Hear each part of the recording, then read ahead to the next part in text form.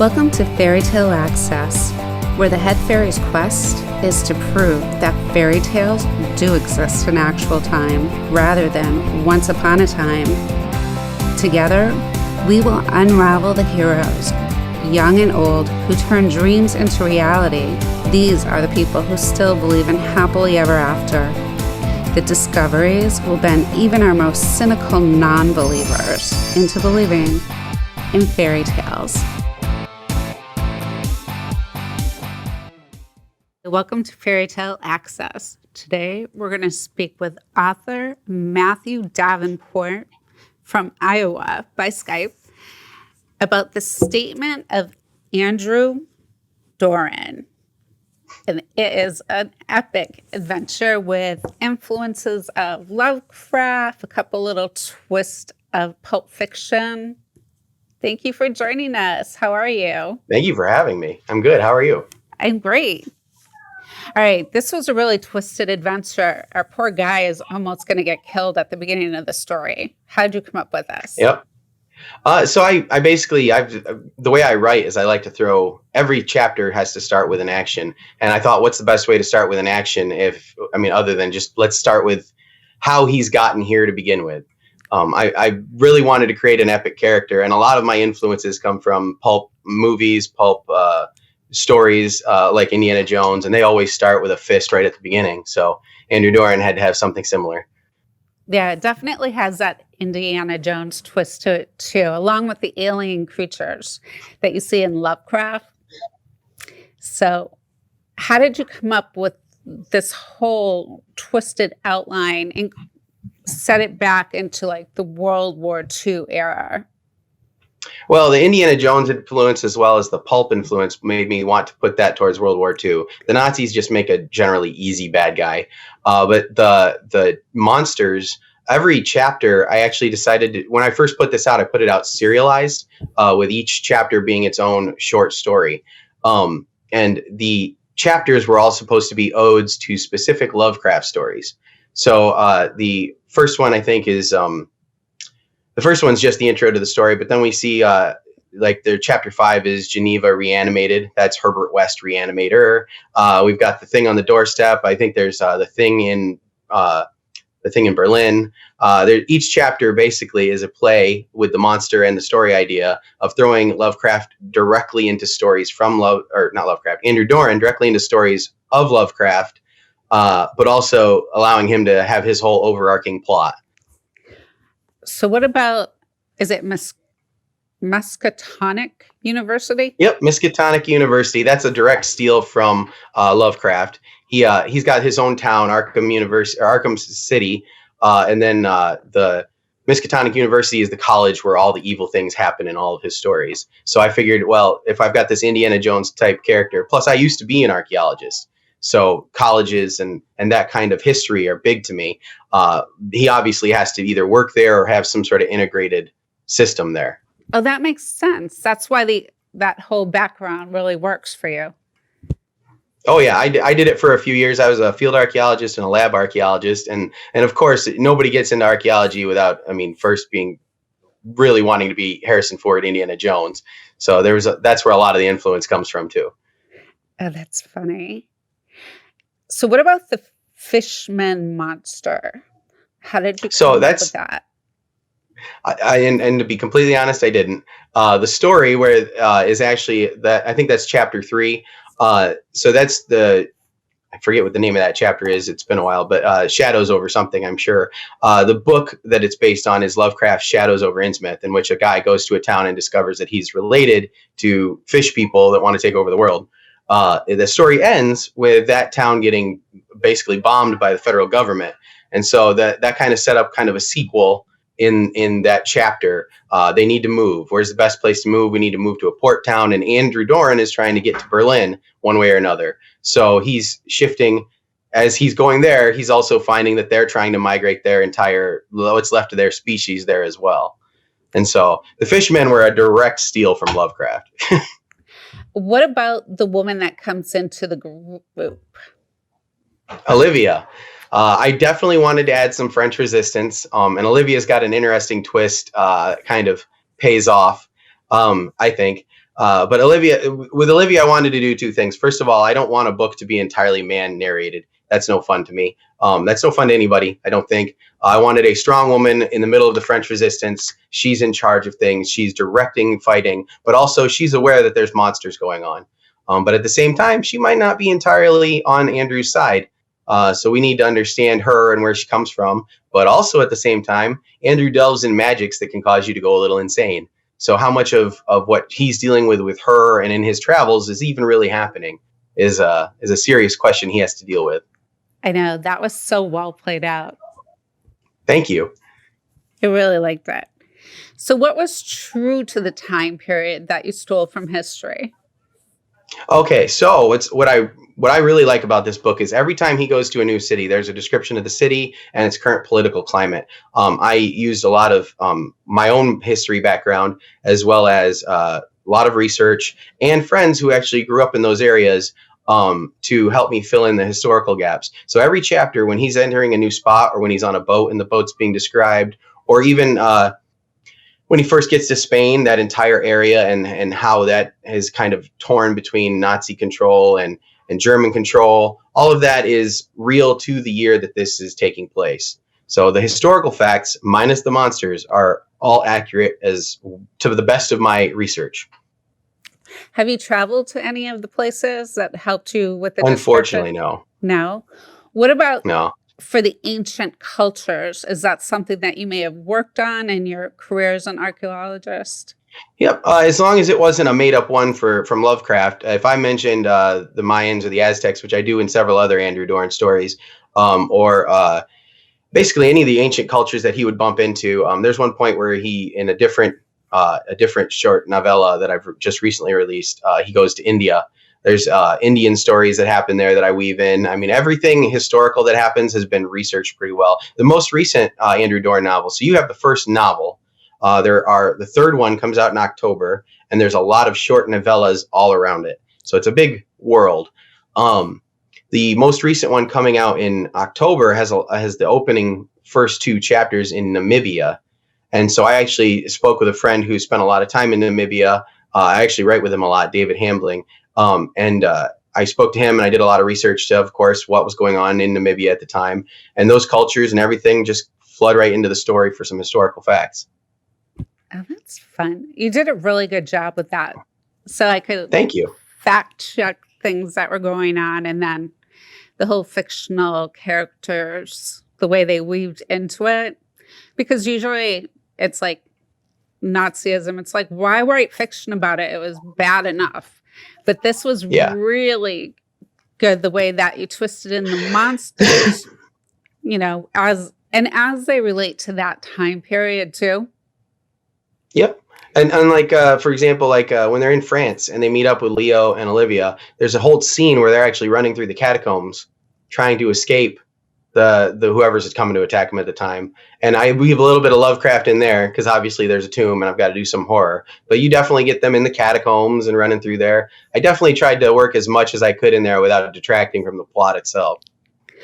I thought you did a good job with switching from the first person narrative too to some of the other characters, just here and there. Thank you. And you had some really good humor in there. Oh, thank you. So, did you work for a university? How did you get those relationships so well done? Like the conflict between administrative people and borrowing things? Oh, I spent too long in college. Okay. That was a fact. I didn't know what I wanted to do for the longest time, so I was in college for a few years longer than I needed to be. But then when I went to work as an archaeologist, I actually worked for a cultural resource management firm that has to do bids and work with different organizations. So there was a lot of working with the admin of different places, and then where does it end up? Does it end up at a college or a museum? So I've got a lot of back and forth communication with those different institutions that would deal with that. Oh, that's great. And a lot of it hit around mental health. So why did you choose to have that involved? That's an interesting take that was an accident, probably. I was aiming for everything Lovecraft has. Every one of his stories, it always ends with somebody being driven insane and being committed. Well, I didn't want my hero to be committed in the first book because then he's not a hero. I can't keep writing him. And I love writing Andrew Doran. So he definitely has to suffer those same effects, but how do you cope with them? And I think that was an accident in the fact that I didn't realize I was dealing with coping with mental health and moving forward, but it came out that way. So I hope it was good. No, it was very well done. And Thank you. It wasn't blatant. It was hidden in there and woven through how he reacted to situations and moved on. Yeah. But he's afraid more for other people damaging their own minds. He thinks his is wrecked already. So he likes to throw himself into the fray, but at the same time, he knows he only has so much time left doing that. Exactly. But I like the way that you wove Lovecraft in it and that you made it your own. Thank you. That was really good. And those fatal flaws. Yeah. I don't want anything. Every time I read a story and it's not a good story to me is when the hero gets everything he wants without any cost. And so I wanted there to be cost in everything that happens to Andrew Doran. If he gets a success, say he makes it to Berlin and finishes his quest, that has to have a cost. Or say he gets a huge clue that can lead him to Berlin, like he does at one point from the cold guy. The cold guy gives him a nightmare, and that nightmare is a vision of the future showing that you are doomed. So is that something that's going to happen? Is it something that somebody was trying to scare him with? All these costs have to happen in order for the story to move forward to me and be interesting. Right. And there was that whole play out with Olivia too, that other people could see her. It was like really twisted. Yeah, so that's his delving into the magic side of things. So kind of a spoiler, kind of not. Olivia isn't 100% real. So he's projecting with his own magic because he uses magic to save people every now and then. He uses magic to save himself. So what else can his magic do? Well, as he's damaging himself, he creates an entirely new persona, and it warps the reality around him. And in the future books, this will continue to haunt him in other ways. Oh, wow. That'll be good. And it's crazy because some of the things seem so realistic. You know, like that blob monster-ish character at the beginning. Oh, yeah, the Shoggoth, yeah. Yes. Just flesh. And one of my favorite things to do in all of my stories at some point, there's a very overly described meaty monster. And the Shoggoth was my fun with that one. It was really good. How did you learn to pronounce all these weird names? Oh, I've been a self-styled student of Lovecraft and the mythos for a while. I don't know that there is any way to describe to pronounce them correctly. Basically, every time he wrote something, he would say it was unpronounceable by human words, and then he would spell it out. And the general Lovecraft community of fans has come up with their own pronunciations. There's words Nyarlathotep, Cthulhu, Azathoth, Yog-Sothoth. Nobody says them the same.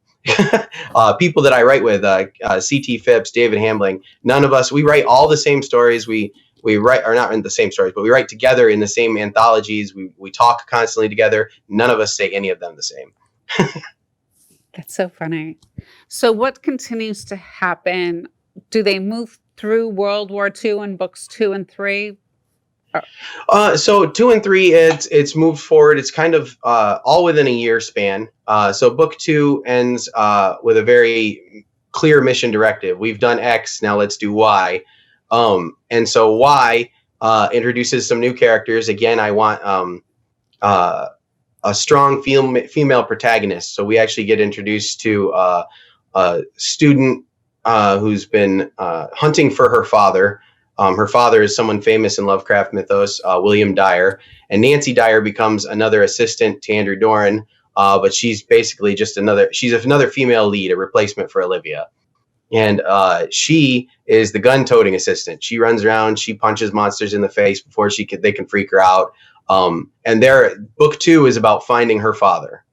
And then book 3 is about finding what her father has left behind. He's left a bunch of clues. I'm trying to say all this without spoiling the rest of the books. So in book 3, which comes out October 19th, he has a journal that none of them can read. And so they are trying to sort out those clues and find another MacGuffin, basically, another driving force before the enemies find it. And the enemies at this point aren't just the Nazis. The book one Trom cult, the Dream cult, is back again. But we also have the U.S. government involved. Book 3 involves a lot of different political entities, all trying to get their hands on this dangerous stuff that only Andrew really is under the impression he can protect it correctly. Yeah, I love that part. I love the whole chase for that one book they were looking for. Oh, yeah. Andrew makes a joke in at least 2 stories that he feels more like a librarian constantly chasing books. Exactly. What about the weapons? Where'd you get your ideas for those? The weapons, honestly, I don't remember. The weapons, I definitely wanted something that would lead to more stories. So like the U.S. cavalry sword that is meant to fight monsters. I didn't want Andrew to just be stuck in the World War II era. I wanted there to be branches out to this happens all over the time and space, all over the place. And my brother and I recently came up with an idea for the esoteric cavalry. So during the United States Civil War, there was a secret war happening with monsters. And so we wanted to have that sword have its origins there. So there's a whole regiment of the Union soldiers that have to fight monsters, and that'll be coming out as another book maybe in the next year or 2, hopefully. So that's where that sword came from. And then the pistol, I just wanted something a little easier to use than a sword. Yeah, that was helpful. I mean, it seemed difficult to carry the sword around to a lot of the places he went and the situations that he got into. And there's some short stories where he ends up leaving it behind because you can't really ride a train with a sword on your hip. Oh, airplane. Or an airplane. Why didn't he like to fly? Because well, a lot of the issue there was so in book 1 he's trying to get to Berlin, which is Nazi controlled. A lot of different treaties are being tested. Travel at the time was very difficult. So flying to Berlin would have been noticeable. So they got him a ride on a boat where he could hide out among the crew. When he gets there, he can't exactly fly straight to Berlin. He's got to find a way across every border because every border is going to have different rules and different people controlling them. So flying just wasn't really in the cards. It does get in the cards in book 2. See, I thought it was a great book for a prelude into really learning about what happened historically in World War II, because it was very good at weaving the monsters into the whole thing.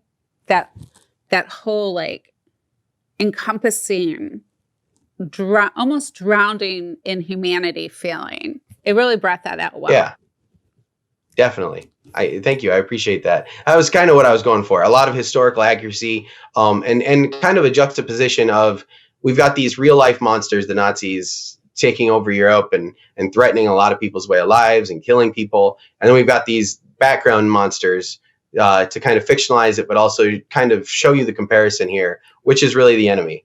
Because the Nazis are using these monsters. These monsters are just being natural. This is what they do. Right. Who's the real bad guy? Yeah, I think it showed you the difference that there could be, good Germans and the bad Germans too. Yeah, definitely. You definitely see people helping him out along the way. People that want to help, people that obviously can't, and then people who just want to destroy him. Yeah, there's a lot of people that wanted to destroy him. Yeah, it's kind of his lot in life. So what do you do now? Do you work right now, full-time as a writer or? Oh, I wish I did.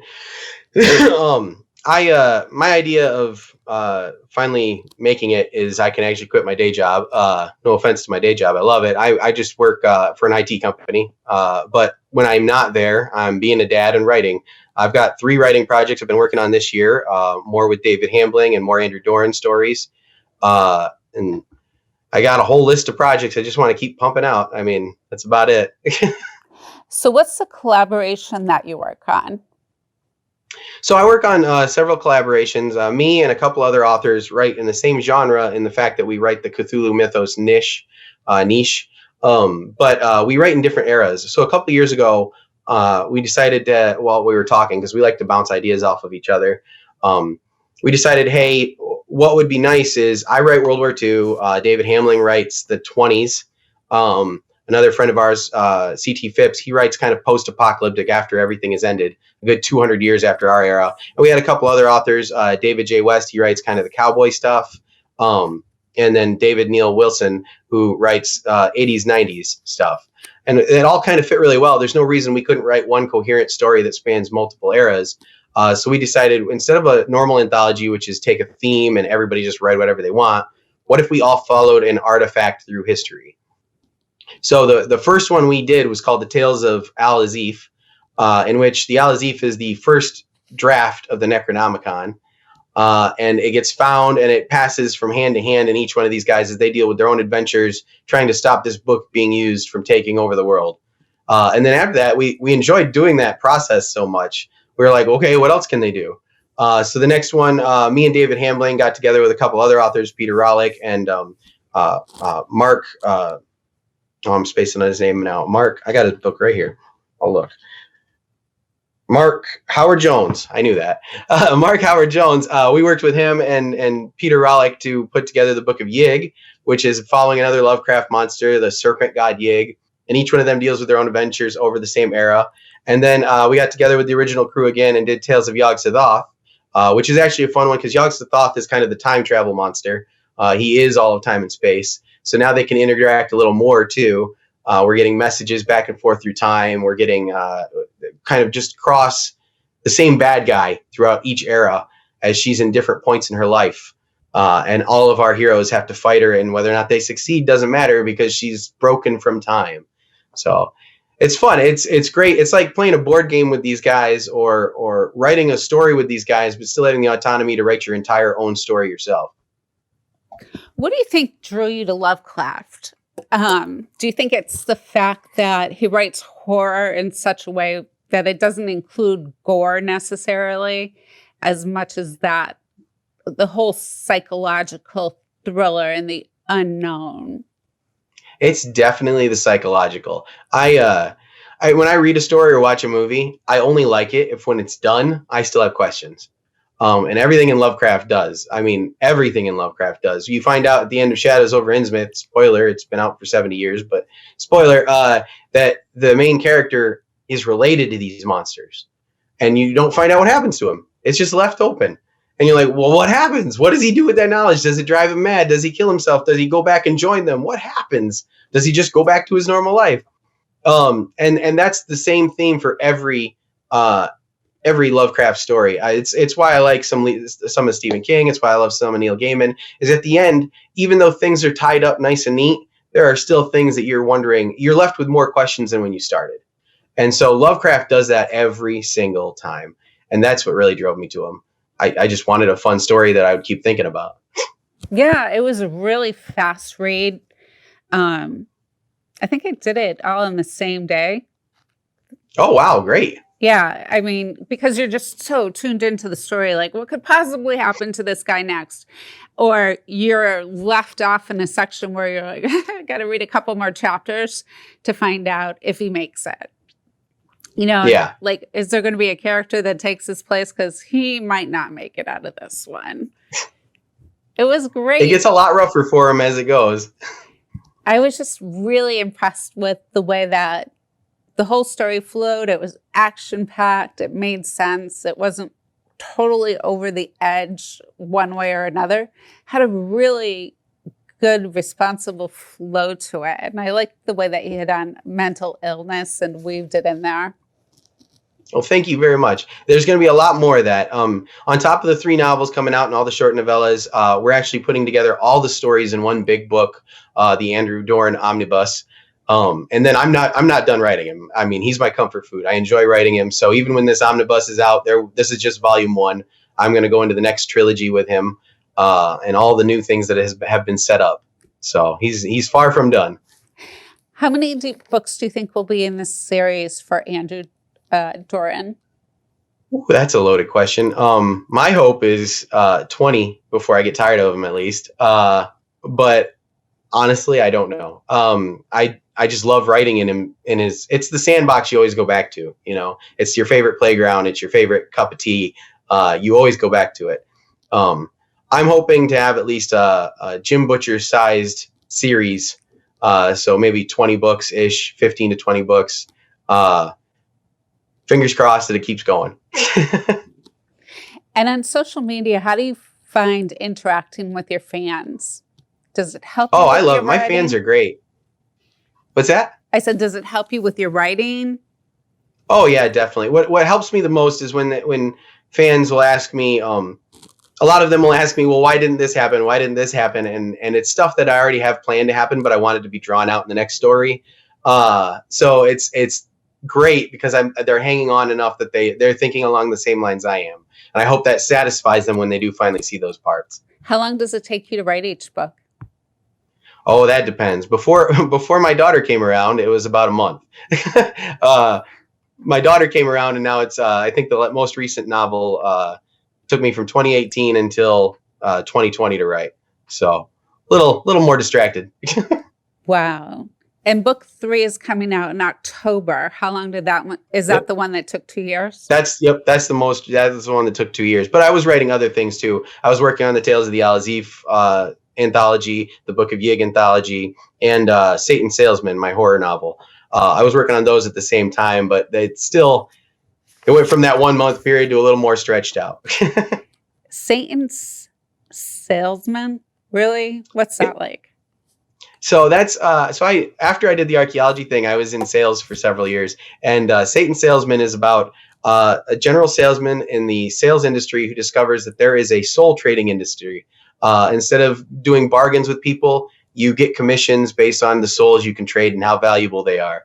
And so he gets sucked into this industry because he's so good at his job, but he doesn't want to be the bad guy.